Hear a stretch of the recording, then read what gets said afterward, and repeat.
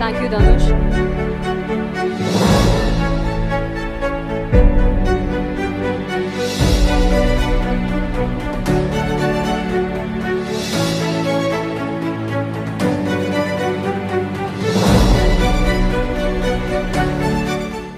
నమస్తే friends, welcome to CR ముచ్చట్లు. Friends, heroine Nayanthara గురించి ప్రేక్షకులకి ప్రత్యేకంగా పరిచయం చేయాల్సిన అవసరం లేదు.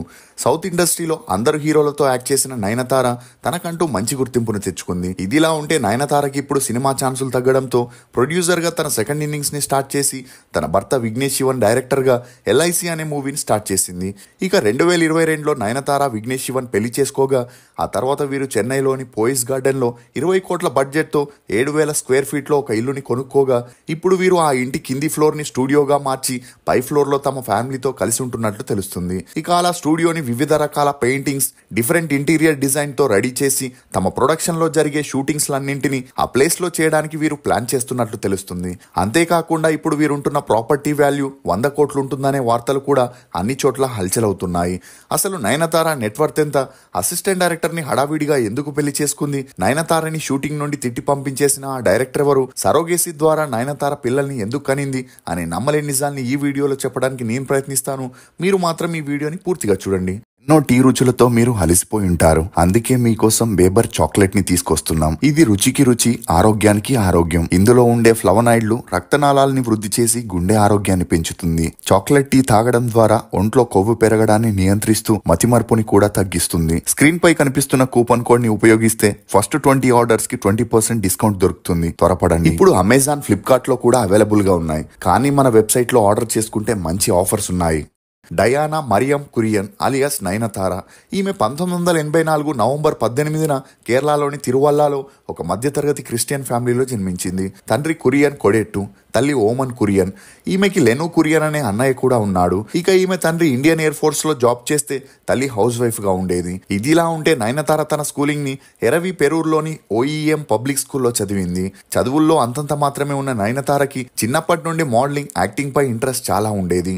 అంతేకాకుండా ఇంట్లో వారు తనకి పాకెట్ మనీ ఇవ్వకపోవడంతో నయనతార తన ఖర్చులకి తానే డబ్బు సంపాదించుకోవాలని డిగ్రీ ఫస్ట్ ఇయర్ లో చదువుతున్నప్పుడు ఒక లోకల్ ఛానల్లో యాంకర్ గా కూడా పనిచేయడం మొదలెట్టింది. అలా ఈమె చేస్తున్న ప్రోగ్రామ్ కి మంచి ఆదరణ వచ్చి తన అందాన్ని అందరూ పొగడడంతో అది చూసి నయనతార తన సినిమాలోకి వెళితే తనకి మంచి గుర్తింపు వస్తుందనుకుంది. ఇక ఇదే విషయం ఇంట్లో వారికి కూడా చెప్పగా అందుకు ఈమె తండ్రి ఒప్పుకోకపోయినా తల్లి సపోర్ట్ చేయడంతో కొచ్చికి వెళ్లి ఒక ఫోటో షూట్ చేసి అప్పటి నుండి ప్రతి ఒక్క ఆఫీస్ కి వెళ్తూ ఆడిషన్ ఇస్తూ ఉండేది.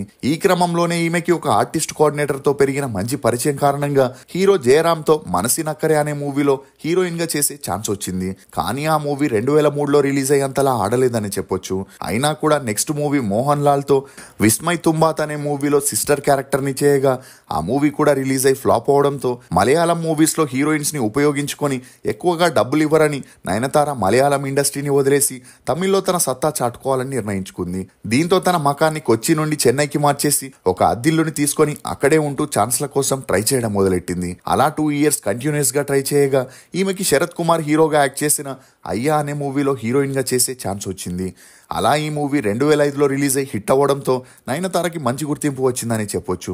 ఇక ఈ మధ్యలోనే డైరెక్టర్, హీరో అయిన పార్థిబన్ నయనతారని కొడైకుల్ మలై అనే మూవీలో హీరోయిన్ గా సెలెక్ట్ చేయగా మొదటి రోజు షూటింగ్ ని ఉదయం 6 గంటలకి ఫిక్స్ చేయడం జరిగింది. కానీ నయనతార మాత్రం 10 గంటలకి రావడంతో కోపానికి గురైన పార్థిబన్ ఆమెను అందరి ముందు తిట్టి అవమానిస్తూ ఈ మూవీకి నీతో పని లేదు, ఇక్కడి నుంచి వెళ్లిపో అని చెప్పడంతో తనకి వేరే దారి లేక నయనతార ఆ మూవీ నుండి బయటికి రావాల్సి వచ్చింది.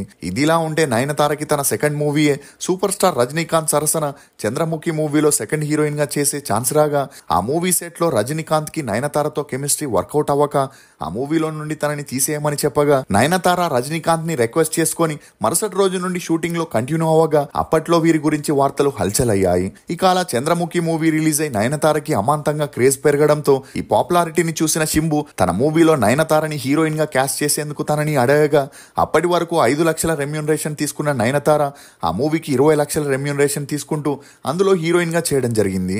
ఇక అలా ఈ మూవీ జరిగేటప్పుడే శింబుకి నయనతారకి మంచి పరిచయం పెరిగి ఆ పరిచయం కాస్త నిదానంగా సన్నిహిత్యంగా మారి ఒకే ఇంట్లో వీరిద్దరు లివింగ్ టుగెదర్ లో ఉంటూ వచ్చారు. ఇక అదే టైంలో శింబు నయనతారతో క్లోజ్ గా ఉన్న పిక్స్ ని వీడియోస్ ని కూడా తీసుకోవడం జరిగింది. అందుకు తోడు ఒక పబ్ లో వీరిద్దరు క్లోజ్ గా ఉన్న ఫొటోస్ కూడా అప్పట్లో వైరల్ అవ్వడంతో వీరిద్దరు పెళ్లి చేసుకోబోతున్నారనే వార్తలు హల్చల్ అయ్యాయి. కానీ శింబు చేసిన మన్మధుడు మూవీ తప్ప ఆ తర్వాత చేసిన అన్ని మూవీస్ ఫ్లాప్ అవడంతో శింబుతో ఉంటే తనకి లైఫ్ ఉండదని డిసైడ్ అయిన నయనతార అతనికి బ్రేకప్ చెప్పేసి వెళ్ళిపోవాలనుకుంది. కానీ తను తీసుకున్న నిర్ణయం వల్ల కోపానికి గురైన శింబు నయనతారని కొట్టి టార్చర్ చేయడంతో తను పోలీస్ స్టేషన్ కి వెళ్లి కంప్లైంట్ ఇవ్వగా అప్పట్లో ఈ న్యూస్ హల్చల్ అయింది. ఇక ఆ మధ్యలో పెద్దలంతా కలిసి పంచాయతీ పెట్టి వీరిద్దరికి ఉన్న సమస్యల్ని తీర్చడంతో ఇద్దరు బ్రేకప్ చేసుకొని విడిపోయారు. అలా ఈ బ్రేకప్ తర్వాత నయనతార యథావిధిగా రజనీకాంత్ తో క్లోజ్ గా ఉంటూ శివాజీ మూవీలో స్పెషల్ సాంగ్ ని కుశలన్ అనే మూవీలో హీరోయిన్ గా చేయడంతో శింబు నయనతార మీద ఉన్న కోపంతో తనకి దక్కనిది మరొకరికి దక్కకూడదని తనకి సినిమాల్లో లైఫ్ లేకుండా చేయాలని వీరిద్దరూ క్లోజ్ గా ఉన్న ప్రైవేట్ పిక్స్ ని రిలీజ్ చేయగా అప్పట్లో ఈ ఫోటోలు అన్ని చోట్ల వైరల్ అయ్యాయి. దీంతో అందరూ నయనతార ఫిలిం కెరియర్ ముగిసినట్టే అనుకున్నా అప్పుడే రజనీకాంత్ నయనతారని ధనుష్ చేసిన యారిడిని మోహిని మూవీలో హీరోయిన్ గా రికమెండ్ చేస్తూ తను కూడా వన్ ఆఫ్ ద ప్రొడ్యూసర్ గా వ్యవహరించడం గమనార్హం. ఇక యారిడిని మోహిని మూవీ రిలీజ్ అయి బ్లాక్ బస్టర్ హిట్ అవ్వడంతో జనాలందరూ శింబు నయనతార ఇష్యూ గురించి మర్చిపోయారు. ఇక అదే సమయంలో రజనీకాంత్ కి ఆరోగ్యం క్షీణించి యుఎస్ఏకి వెళ్లి ట్రీట్మెంట్ తీసుకోవడంతో నయనతారకి సినిమా ఇండస్ట్రీలో సపోర్ట్ చేసేవారు లేకుండా పోయారు. ఇదిలా ఉంటే నయనతార ఒక ఫంక్షన్ లో సీఎం కొడుకైన ఉదయనిధి స్టాలిన్ ని కలవడం, అలా వీరిద్దరికి పెరిగిన మంచి సన్నిహిత్యం కారణంగా సూర్యతో అదవన్ అనే మూవీలో ఈమెకి హీరోయిన్ గా ఛాన్స్ వచ్చింది. అలా ఈ షూటింగ్ జరిగేటప్పుడే వీరి సన్నిహిత్యం కాస్త ప్రేమగా మారి ఉదయనిధికి అప్పటికే పెళ్ళ 2 పిల్లలున్నా కూడా నయనతారతో సీక్రెట్ గా రిలేషన్ ని మెయింటైన్ చేస్తున్నాడని, చెన్నైలో ఆమెకి 3 ల్యాండ్స్ ని ఒక గెస్ట్ హౌస్ ని గిఫ్ట్ గా ఇచ్చాడని అపోజిషన్ పార్టీ వారు ప్రూఫ్స్ తో చూపించడంతో అప్పట్లో ఈ news talk of the town గా మారింది. ఇక అలా ఉదయనిధి వల్లే నయనతార ఆర్థికంగా బలపడిందనే వార్తలు కూడా వినిపించాయి. దీంతో ఉదయనిధి తన రాజకీయ భవిష్యత్తు కోసం నయనతారతో ఉన్న రిలేషన్ కి టెంపరవరీగా ఫుల్ స్టాప్ పెట్టాడు. ఇదిలా ఉంటే బాసెండ్ర భాస్కరన్ అనే మూవీలో నయనతార ఆర్యతో చేసేటప్పుడు వీరి మధ్య ఏర్పడిన ప్రేమ కారణంగా వీరిద్దరూ పెళ్లి చేసుకోవాలనుకున్న ఆర్య ముస్లిం అవ్వడం, నయనతార క్రిస్టియన్ అవ్వడంతో ఆర్య తండ్రి ఈ పెళ్లికి ఒప్పుకోలేదు.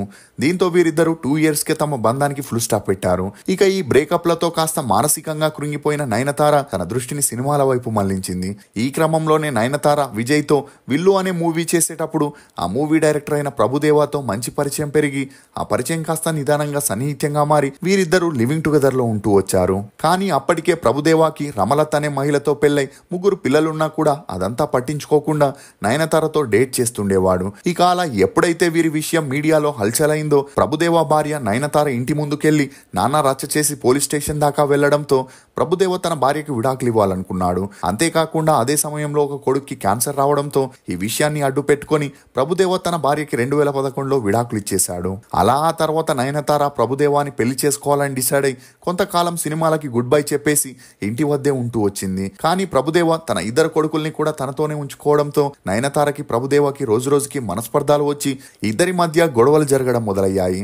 ఇక ఈ గొడవలతో విసుగు చెందిన ప్రభుదేవ నయనతారతో బ్రేకప్ చేసుకొని తన 2 పిల్లల్ని తీసుకొని బాంబేకి వెళ్లి అక్కడే సెటిల్ అయ్యాడు. అలా కొంతకాలానికి హిమానీ సింగ్ అనే మహిళని 2వ పెళ్లి చేసుకొని తన పిల్లలతో హ్యాపీగా లైఫ్ ని లీడ్ చేస్తున్నాడు. ఇక మరోవైపు నయనతార ప్రభుదేవ కోసం సినిమాలకి ఫుల్ స్టాప్ పెట్టేసిన మళ్ళీ కంబ్యాక్ ఇవ్వాలని ఆలోచిస్తున్నప్పుడే ఆర్యతో ఉన్న ఫ్రెండ్షిప్ ని కంటిన్యూ చేస్తూ వీరిద్దరూ కలిసి రాజారాణి మూవీని చేయగా ఆ మూవీ రిలీజ్ అయి హిట్ అవ్వడంతో నయనతారకి మంచి గుర్తింపు వచ్చింది.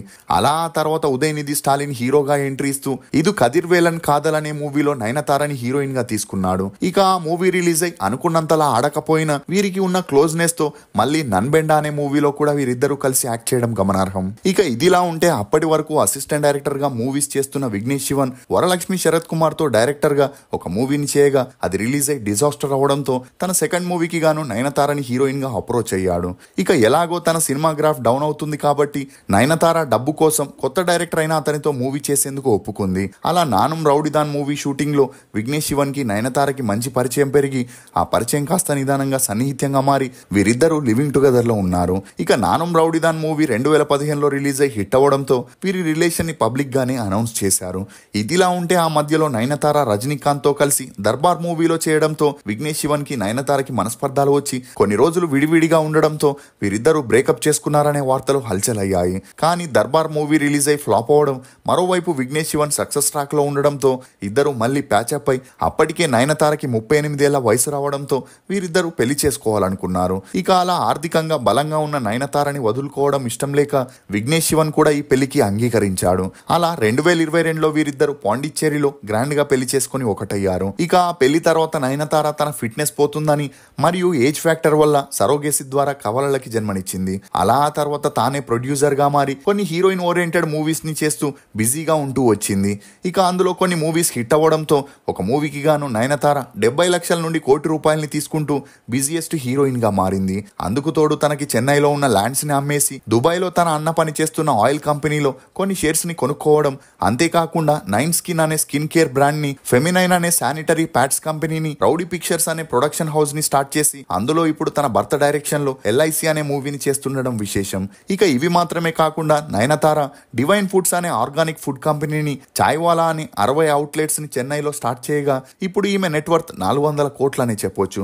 ఇక ఇదిలా ఉంటే నయనతార తరచూ తన కాంట్రవర్సీస్ తో విమర్శల్ని ఎదుర్కోవాల్సి వస్తుంది. ఈ క్రమంలోనే రీసెంట్ గా నయనతార మరియు హీరోయిన్ మీనా మూకూతి అమ్మన్ 2 పూజా కార్యక్రమంలో పాల్గొనగా ధనుష్ మీదున్న కోపంతో నయనతార మీనాని పట్టించుకోకుండా అవాయిడ్ చేయడంతో ఇప్పుడు నెటిజన్ల నుండి నయనతార చాలా విమర్శల్ని ఎదుర్కోవాల్సి వస్తుంది. ఇప్పటి వరకు నయనతార తెలుగు, తమిళ్, మలయాళ భాషల్లో 75 సినిమాల్లో యాక్ట్ చేయగా ఈమె నటనకు గాను 5 ఫిలింఫేర్ అవార్డ్స్ తో పాటు ఒక నంది అవార్డుని కూడా అందుకుంది. మీకు నయనతార నటించిన సినిమాల్లో ఫేవరెట్ ఏదనేది కమెంట్ సెక్షన్ లో తప్పకుండా తెలియజేయండి. మేము చేసిన ఈ వీడియో మీకు నచ్చినట్లయితే ఒక లైక్ ద్వారా మీ సపోర్ట్ ని మాకు తెలియజేయండి. For more interesting videos please subscribe to CR Muchatlu. Thank you.